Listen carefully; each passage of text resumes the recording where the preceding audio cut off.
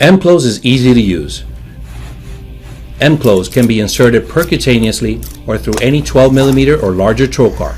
Once the T-bar automatically springs open, you can remove the trocar and position the T-bar into the desired orientation. Use your thumb to press the plunger to the first click. This advances the needles to the preperitoneal position.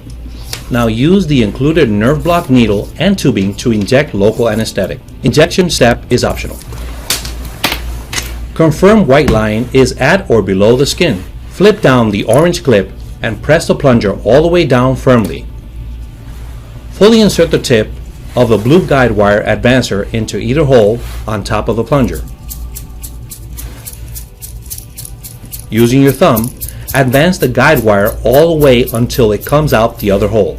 Remove blue advancer, then insert approximately 2 to 3 inches worth of the suture material through the loop and pull the guide wire tip completely out, bringing the loop suture out from the other side.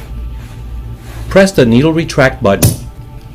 Push device in, use slide button to straighten out the T-bar and pull the device out.